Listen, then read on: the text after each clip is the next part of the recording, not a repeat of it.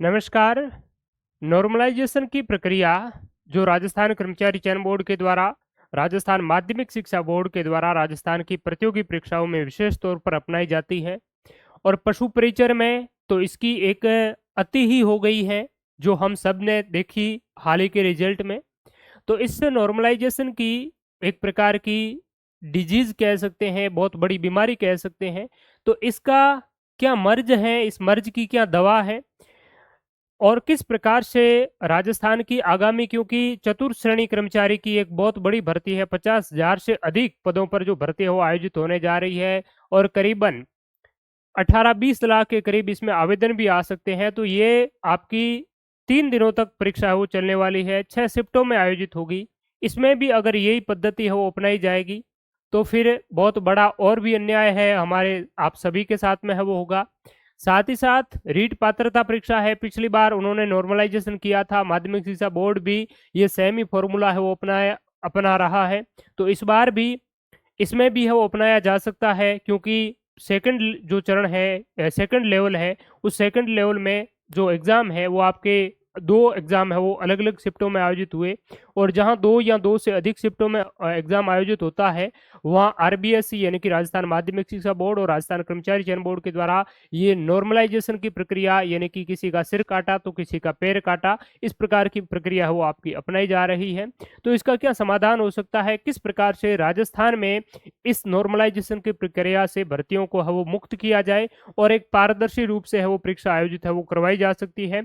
तो उसके लिए क्या सुझाव हो सकते हैं कर्मचारी चयन बोर्ड और माध्यमिक शिक्षा बोर्ड के लिए, इस पर हम चर्चा करेंगे।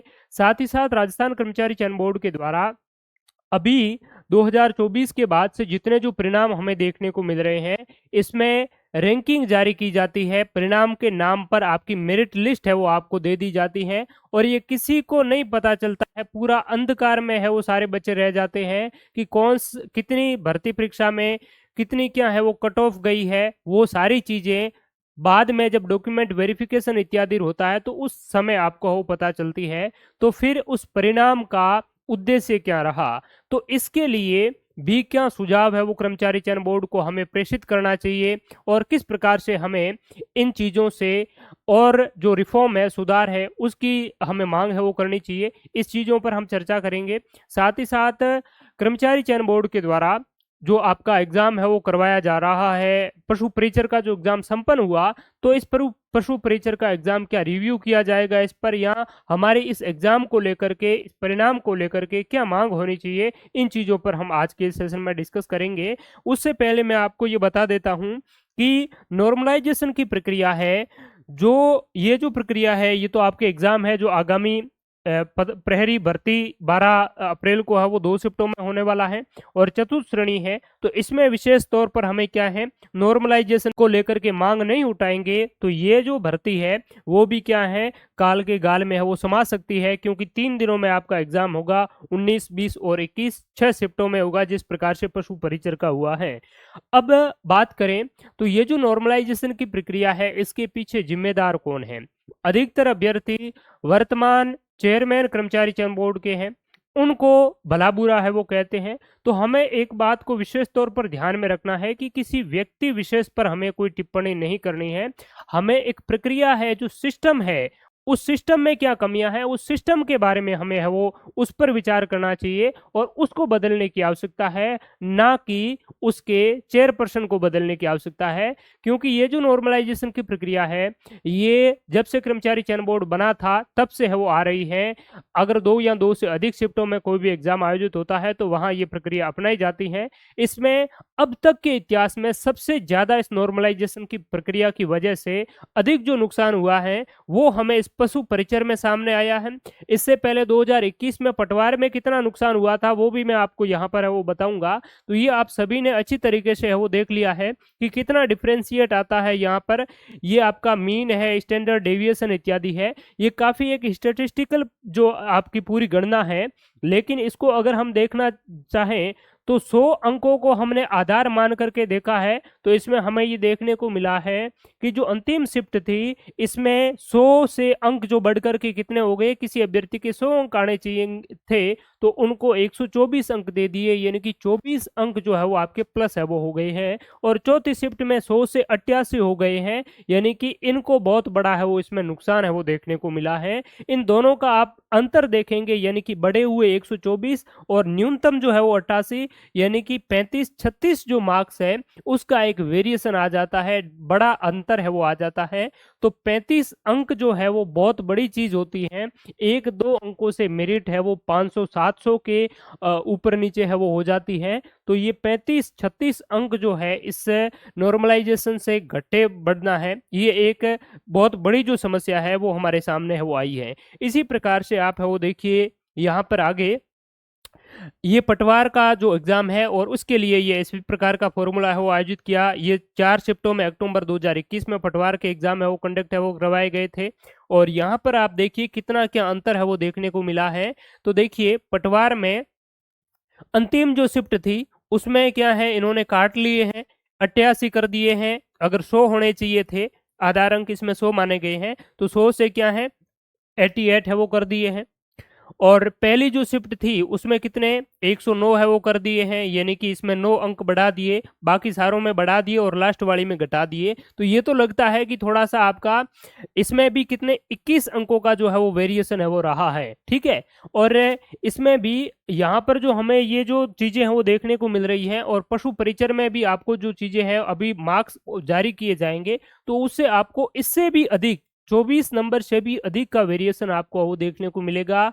नॉर्मलाइजेशन विदाउट नॉर्मलाइजेशन आपके मार्क्स कितने थे, आफ्टर नॉर्मलाइजेशन स्केलिंग के आपके कितने मार्क्स हैं, वो चीजें इससे भी बड़े आपको वो अंतर देखने को वो मिल सकता है, ठीक है। तो ये आपका 21 मार्क्स का जो वेरिएशन है वो पटवार 2021 में देखने को मिला।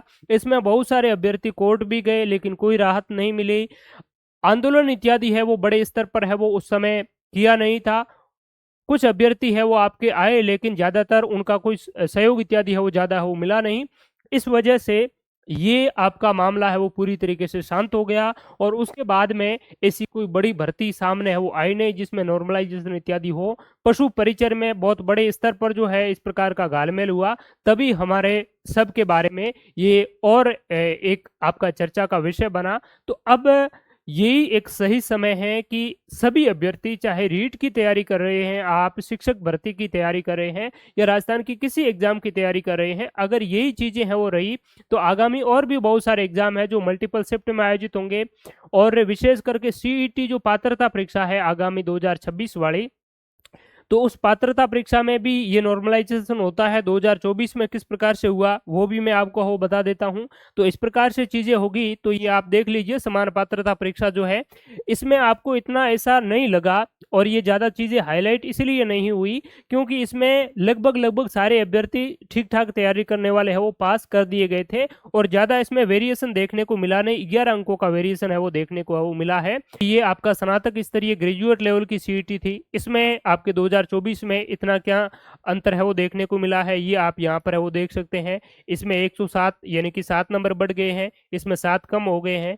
दूसरी शिफ्ट में आपका वही रहा है, और इसमें जो है वो आपके 4 नंबर है वो कम हो गए हैं, यानी कि 14 अंकों का वेरिएशन आपको इसमें देखने को मिला है सीईटी में। यानी कि सीईटी में भी नॉर्मलाइजेशन हुआ, पटवार 2021 में भी नॉर्मलाइजेशन हुआ। यहाँ तक वन रक्षक भर्ती 2021 है, और ये भर्ती 2022 के नवंबर के महीने में वो आयोजित हुई थी, वहां पर भी आपका वो नॉर्मलाइजेशन हुआ था। और इसमें भी आप यहाँ पर है वो देख सकते हैं 46 है, और 46 से कितने हैं 44 हो गए हैं, 47 है। इस प्रकार से ये भी आपकी है नॉर्मलाइजेशन की प्रक्रिया अपनाई गई है। तो आखिर इस नॉर्मलाइजेशन का समाधान क्या है, तो पहला समाधान तो इसका यही है कि भर्ती जो है वो आपकी मल्टीपल शिफ्ट में ना आयोजित करवा करके एक ही शिफ्ट में वो आयोजित करवाई जाए। क्योंकि एक इलेक्शन हो सकता है, वन डे जो इलेक्शन है वो हो सकता है, इलेक्शन भी स्कूलों में ही होता है और यही आपको स्कूलों में ही करवाना है। तो ज़्यादा से ज़्यादा यही कोशिश रहनी चाहिए कि सारे पेपर जितने भी अभ्यर्थी हैं उनका पेपर एक ही दिन में है वो करवाया जाए।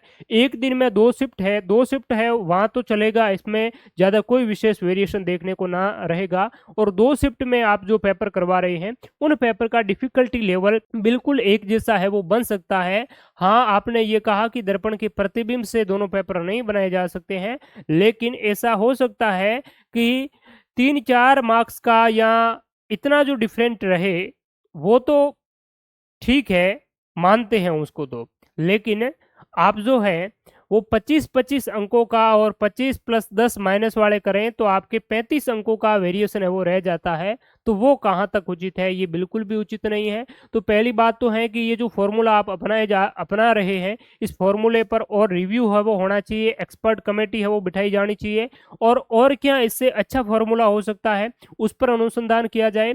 और दूसरी जो बात है वो ये है कि आपको इस फॉर्मूले को कम से कम, या जो भी फॉर्मूला हो उसको, स्केलिंग के फॉर्मूले को कम से कम यूज में लिया जा करके सोर्सेज को बढ़ा करके मल्टीपल शिफ्ट में जो एग्जाम हो रहे हैं उनको सीमित करके बहुत बड़ा कोई भी एग्जाम हो तो 2 से ज़्यादा शिफ्ट में एग्जाम हो नहीं करवाया जाना चाहिए। और अगर और भी नहीं हो, जैसे 20 लाख फॉर्म आ गया 2 दिन में है वो करवाना, 3 शिफ्ट में या 4 शिफ्ट में है, तो उसके लिए आप या तो ये कर सकते हैं कि जो पेपर है उसको आप डिस्क्लोज ना करें और सारे अभ्यर्थियों को और जो टीचर्स है, जो ऑनलाइन एजुकेटर्स हैं, उनको भी आप निर्देशित कर सकते हैं कि पहली शिफ्ट का जो पेपर हुआ या दूसरी शिफ्ट का, जब तक पूरे एग्जाम है वो सारे शिफ्ट के संपन्न नहीं हो जाते तब तक आप उनका सॉल्यूशन कहीं पर भी ऑनलाइन या ऑफलाइन माध्यम से बाकी अभ्यर्थियों के साथ में डिस्कस नहीं करेंगे। उससे क्या है कि पहली शिफ्ट के और दूसरी शिफ्ट के जो अभ्यर्थी हैं उनको पता नहीं है कि किस प्रकार का क्या पेपर है वो स्टैंडर्ड रहेगा। खैर सिलेबस तो उनको पता था, लेकिन वर्तमान का जो पेपर है वो किस पैटर्न पर वो आ रहा है, तो वो उसका लाभ, बहुत बड़े स्तर पर जो लाभ है वो आगामी शिफ्ट वाले अभ्यर्थियों को होता है। और ये इस प्रकार का फॉर्मूला अपना करके उन्हीं अभ्यर्थियों को है वो और ज्यादा बेनिफिट है वो कर रहे हैं कि अंतिम वाले अभ्यर्थियों का, जिनको सबसे ज्यादा लाभ है, वो पहली 3-4 शिफ्टों से ऑलरेडी उनके सॉल्यूशन इत्यादि दे करके हो चुका है, और फिर उनको ही वापस जो है आप और एक्स्ट्रा मार्क्स दे करके और ज़्यादा वो लाभान्वित कर रहे हैं। तो ये तो बिल्कुल है वो गलत है। तो इस चीज़ों पर है वो विचार करना चाहिए और सोचना चाहिए। और सबसे बड़ी इसके लिए यही समाधान है कि एग्जाम को सीमित करें, ज़्यादा से ज़्यादा जितना पॉसिबल हो सके सीमित करें, और ये जो फॉर्मूला है इस फॉर्मूले को रिव्यू करें और इसमें क्या कमियां हैं उस कमियों को देखते हुए इस फॉर्मूले में और है वो चेंजेस करें। और दूसरा, जो राजस्थान कर्मचारी चयन बोर्ड के द्वारा जो परिणाम भर्तियों का है वो निकाला जा रहा है, इस परिणाम में जिस प्रकार से आरपीएससी के द्वारा जो परिणाम निकाला जा रहा है उस अनुसार आरपीएससी को फॉलो करते हुए रिजल्ट है वो निकालें। वर्तमान में क्या हो रहा है कि आप जो है रिजल्ट में 2 चीजें करें। एक तो रिजल्ट, उतने ही अभ्यर्थियों का रिजल्ट लिस्ट है वो निकालें जितने अभ्यर्थी आपको एग्जाम, यानी कि जितने अभ्यर्थी की आपको आवश्यकता है, जितनी रिक्त सीटें हैं उनकी एक मेन लिस्ट निकालने में, और एक लिस्ट जो है वो आपकी रिजर्व लिस्ट है वो आपकी और निकाले, जिस प्रकार से आरपीएससी के द्वारा रिजल्ट जारी किया जाता है, एक मेन लिस्ट और एक रिजर्व लिस्ट। मेन लिस्ट में उतने ही अभ्यर्थी होते हैं जितने रिक्त सीट होती है पर्टिकुलर भर्ती की। जैसे मान लिया पशु परिचर की 6433 टोटल क्या है सीटें हैं, तो इस 6433 सीटों पर ही आपको क्या है मेन लिस्ट जारी करनी है रिजल्ट की, और उस रिजल्ट की मेन लिस्ट में उसकी आप कट ऑफ है वो निकालेंगे, और कट ऑफ के साथ साथ में जो आप रोल नंबर जारी करेंगे उस रोल नंबर के आगे आपको उस अभ्यर्थियों की मेरिट भी है वो निकालनी है। कितने अभ्यर्थियों की? ओनली 6433 अभ्यर्थियों की ही आपको मेरिट है वो निकालनी है। बाकी 3-3 लाख की, 2-2 लाख की मेरिट निकालने की आवश्यकता नहीं है। उसके साथ साथ में एक आपको रिजर्व लिस्ट भी जारी करनी चाहिए, और उस रिजर्व लिस्ट में आपको क्या करना है कि वेटिंग वाले अभ्यर्थी है जो डॉक्यूमेंट वेरीफाई दोनों की आपको करवाने हैं, मेन लिस्ट वाले करवाने हैं, और जितने 2 गुना आप कर रहे हैं तो 1 गुना की आप मेन लिस्ट और उतने ही अभ्यर्थियों की आप रिजर्व लिस्ट निकाल दीजिए, और उस रिजर्व लिस्ट को भी डॉक्यूमेंट वेरीफाई करवाने के लिए साथ में बुला लीजिए, ताकि उन अभ्यर्थियों को दोनों को ही ये पता तो रहे कि हमारा मेन लिस्ट में हो गया है, और बाकी वालों को ये पता रहे कि हमारा मेन लिस्ट में नहीं हुआ है और हमें आगे और भी परीक्षा की तैयारी करनी चाहिए। और अगर कोई बच्चा ज्वाइन नहीं करता है, सीटें खाली रह जाती है, तो रिजर्व लिस्ट से आप जो है वो उस सीटों को फुलफिल कर सकते हैं। तो ये तरीका आरपीएससी अपना रही है, तो कर्मचारी चयन बोर्ड क्यों नहीं अपना रहा है। दूसरी बात है, कर्मचारी चयन बोर्ड के चेयरमैन महोदय का ये कहना है कि हम जो है वो बच्चों को ये कहना चाह रहे हैं, ये बताना चाह रहे हैं कि आपकी उस पर्टिकुलर परीक्षा में आप कहाँ पर स्टैंड कर रहे हैं, वो हम बच्चों को बताना चाह रहे हैं कि आपकी मेरिट क्या है। तो अगर आप वाकई में ये चीज बताना चाह रहे हैं तो इसके लिए लंबा चौड़ा एक रिजल्ट के नाम पर मेरिट लिस्ट आपको जारी करने की आवश्यकता नहीं है। आप रिजल्ट के बाद में सभी अभ्यर्थियों के मार्क्स जारी करते हैं, तो उस मार्क्स में आप उस अभ्यर्थियों का एक कॉलम एक और दे दीजिए कि मार्क्स में उनका आप नंबर तो जारी करते ही हैं, नंबर के आगे आप उस अभ्यर्थी की मेरिट लिस्ट भी डाल दीजिए कि ये इतने मार्क्स आपके आए हैं इस परीक्षा में, ये आपके रोल नंबर है, इतने आपके मार्क्स आए हैं, और ये आपकी इस टोटल जितने अभ्यर्थी 18 लाख 12 लाख जितने भी बैठे हैं, उन अभ्यर्थियों में आपकी मेरिट ये है, कैटेगरी की मेरिट ये है आपकी, और ऑल ओवर आपकी मेरिट ये है। तो ये काम आप इतना लंबा चौड़ा रिजल्ट जारी करने की बजाय किस में डाल सकते हैं, एसएसओ पोर्टल पर जो है उसकी मार्कशीट में वो डाल सकते हैं। आपको क्या नहीं करना चाहिए कि परिणाम के नाम पर सभी परीक्षार्थियों के लिए एक लंबी चौड़ी मेरिट लिस्ट निकालने की आवश्यकता नहीं है। तो ये बात आप लोग अगर ज्ञापन दे कोई भी अभ्यर्थी या कर्मचारी चयन बोर्ड के संज्ञान में आप जरूर है वो डालें, ताकि इस प्रकार की जो चीजें हैं वो और ज्यादा है वो इनमें कर्मचारी चयन बोर्ड के परफॉर्मेंस में भी आपका जो इजाफा है वो हो सके। क्योंकि ये लंबी चौड़ी रिजल्ट एक तो वेबसाइट पर अपलोड है वो नहीं हो पाती है, और दूसरा इसमें सबसे बड़ा क्या है कि कट ऑफ आपकी होती ही नहीं है, अंधकार में रिजल्ट है, रिजल्ट के नाम पर रिजल्ट तो है ही नहीं। रिजल्ट का मतलब है आपकी कट ऑफ है वो आने आ जानी चाहिए, और आपको पता चल जाना चाहिए कि आपका इसमें हुआ है या नहीं हुआ है। ऊपरी बच्चे लगभग इसमें 6,000 है, तो इसमें 1 2 3 हजार बच्चों को तो ठीक है पता चल जाते हैं ऊपर वाला कि हमारा हो जाएगा, बाकी बीच वाले नीचे वाले हैं उनको कोई पता ही नहीं रहता है कि पता नहीं होगा या नहीं होगा, सारे अंधकार में है वो जी रहे हैं। तो ये नहीं होना चाहिए, आपको रिजल्ट के नाम पर रिजल्ट ही जारी करना है, और उस रिजल्ट की 2 लिस्ट, एक रिजर्व लिस्ट और एक मेन लिस्ट निकालनी है, और उन मेन और रिजर्व लिस्ट में आप जरूर उन अभ्यर्थियों की रैंकिंग भी है वो जारी कर लीजिए, कोष्टक में रैंक लिख लीजिए। बाकी जितने भी अनसेलेक्टेड बच्चे होते हैं उनकी मेरिट जो क्रमांक है वो आप उनके जब मार्कशीट जारी करते हैं तो उस मार्कशीट के साथ में उसकी मेरिट है वो डाल दीजिए।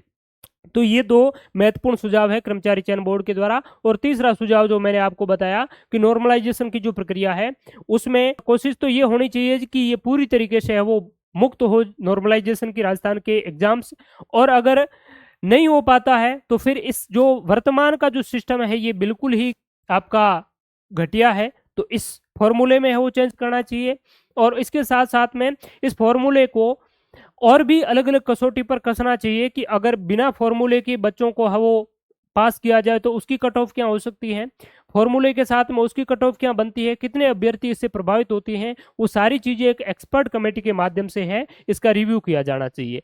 अभी जो पशु परिचर का रिजल्ट है वो जारी कर लिया है इन्होंने, तो इसमें स्केलिंग की जो प्रक्रिया अपनाई गई है और ये प्रक्रिया बिल्कुल ही गलत है, और इसके लिए इस रिजल्ट पर पुनर्विचार किया जाना चाहिए, और इस रिजल्ट पर पुनर्विचार करके वापस जो है वो रिवाइज रिजल्ट है वो जारी किया जाना चाहिए। नई जो कट ऑफ है वो आपको जारी करनी चाहिए। ये जो रिजल्ट है इसमें जो आपके जिस प्रकार से स्केलिंग का जो फॉर्मूला अपनाया गया है इस फॉर्मूले को बिल्कुल ही आपको है वो चेंज करना है।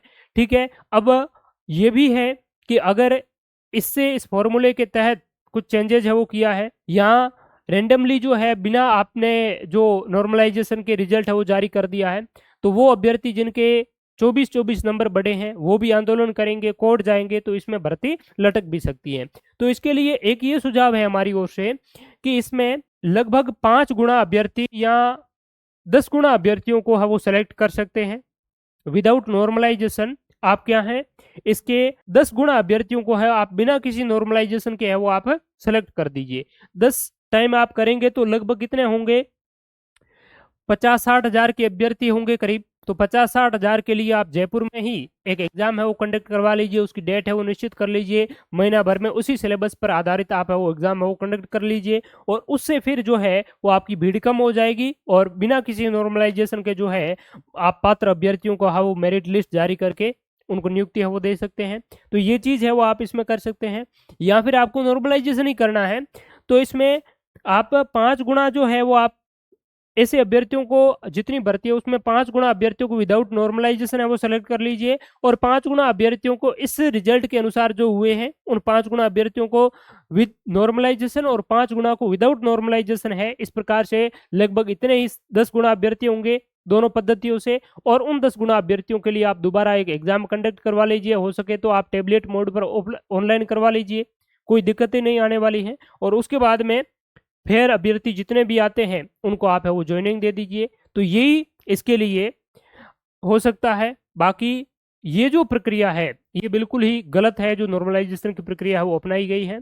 बाकी सारे अभ्यर्थियों से निवेदन है कि आप ज़्यादा से ज़्यादा जितना हो सके इसको लेकर के मुद्दे को पुरजोर तरीके से है वो उठाएं, और आपके विशेष करके जिसको आपने है वो वोट दिया है चुनाव में जीता करके, जो आपके प्रतिनिधि के तौर पर है वो विधानसभा में या संसद में है वो जा रहे हैं, तो विशेष करके विधानसभा वाले आपके यहाँ काम आएंगे, ठीक है। और सांसद इत्यादि है आपके स्थानीय, उनको भी आप है वो कहें तो वो भी सरकार पर लेटर लिखेंगे और इस प्रकार के दबाव हो बनाएंगे, तो डेफिनेटली इसका है वो समाधान है वो सरकार के द्वारा वो निकाला हो जाएगा। और सारे अभ्यर्थियों को और राजस्थान की जितने भी आगामी परीक्षाएं हैं उन सारी परीक्षाओं में ये पद्धति है वो बंद होगी, और सारे अभ्यर्थियों को है वो इससे न्याय मिल पाएगा और एक फेयर तरीके से वो भर्ती है वो कंडक्ट हो पाएगी। और विशेष करके कर्मचारी चयन बोर्ड को इन 2 चीज़ों में है वो आपकी और रिव्यू करने की आवश्यकता है। तो thank you so much all of you, बहुत बहुत आपका धन्यवाद। आपके भी और भी कोई सुझाव है, बहुत सारे टीचर्स के, बहुत सारे अभ्यर्थियों के अलग अलग सुझाव हो सकते हैं, तो वो सारे सुझाव कर्मचारी चयन बोर्ड तक है वो आप पहुंचाने का प्रयास करें, और ये सुझाव भी आप जरूर है वो कर्मचारी चयन बोर्ड तक पहुंचाने का प्रयास करेंगे। Thank you so much all of you, बहुत बहुत धन्यवाद।